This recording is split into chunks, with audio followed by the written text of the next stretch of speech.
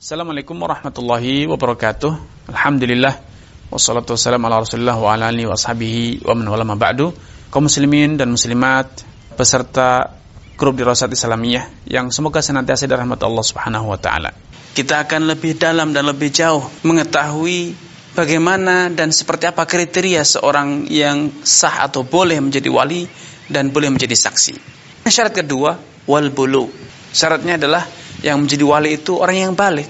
Karena wali itu adalah, atau tanggung jawab seorang wali itu adalah menikahkan siapa? Menikahkan wanita tersebut, baik itu adiknya atau kakaknya atau bibinya. Sehingga secara hukum orang yang masih kecil belum baligh, walaupun dia cerdas, walaupun dia sudah pandai berbicara, pandai bernegosiasi dan macam-macam, secara hukum syariat dia belum memiliki kecakapan hukum untuk melakukan satu tindakan. Alih-alih bertindak atas nama orang lain, untuk kepentingan orang lain, untuk kepentingan dirinya sendiri saja tidak. Untuk mengatur dan membelanjakan hartanya sendiri saja, anak yang masih kecil itu belum dianggap cakap hukum untuk melakukan tindakan pada hartanya, apalagi bertindak atas nama orang lain alias mewakili atau bertindak memanage, mengatur, mengendalikan orang lain. Tentu tidak mungkin ya. Secara logika syariat, secara logika hukum Islam itu tidak mungkin terjadi. Karena itu anak kecil yang belum baligh dia lebih layak untuk dikendalikan oleh orang lain, untuk berada di bawah kendali orang lain, dibanding dia menjadi pengendali yang mengatur, yang berkuasa, yang berwenang atas urusan orang lain. Apalagi ternyata orang lain itu lebih dewasa, mungkin lebih tua, lebih pengalaman, sehingga dialah mungkin yang seharusnya mengatur urusan anak ini, bukan sebaliknya. Ini syarat kedua, dan ini sepakat para ulama.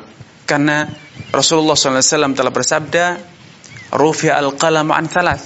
Pena pencatat amalan itu diangkat dari 3 kelompok orang, alias apapun yang dilakukan oleh ketiga kelompok orang ini amalannya belum dicatat.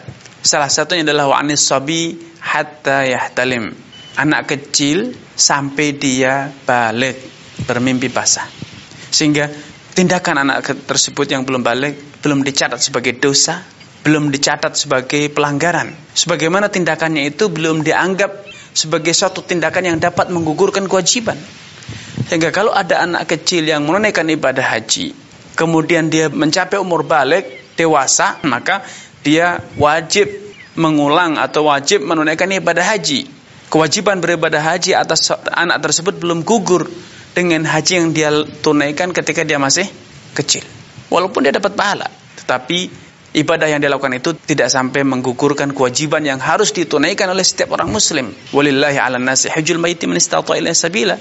Allah itu punya hak atas semua orang agar mereka itu menunaikan haji.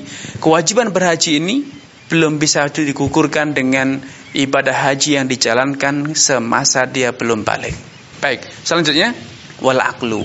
Syarat ketiga, dia itu orang yang berakal sehat. Ya, karena pernikahan itu adalah suatu tindakan hukum yang memiliki konsekuensi yang berat, konsekuensi yang besar. Dengan demikian dibutuhkan kesadaran, bukan sekedar pemahaman, kesadaran akan konsekuensi yang akan terjadi dengan tindakan tersebut. Sedangkan orang yang mengalami gangguan mental, cacat mental, gila, atau sinting kata orang misalnya, tingkat kesadaran nalarnya itu rendah, cacat mental, maka dia tidak akan mampu memahami konsekuensi dari akad yang akan dia jalin. Bisa jadi dia menggambarkan bahwa pernikahan itu seperti bermain bola, bisa bermain kelereng, karena memang nalarnya dia mengalami gangguan. Sehingga kalau itu diberikan kewenangan untuk menikahkan, maka bisa jadi dia akan nikahkan anaknya ataupun saudarinya atau bibinya dengan mas kawin sebutir kelereng, karena nalarnya memang tidak sehat. Karena itu alih-alih dia mengurus orang lain, mengurusi diri sendiri saja tidak mampu. Sehingga wajar bila secara tinjauan syariat orang yang mengalami gangguan mental tidak bisa menjadi wali. Lalu siapa yang berhak menjadi wali? Ya, berpindah kepada orang selanjutnya.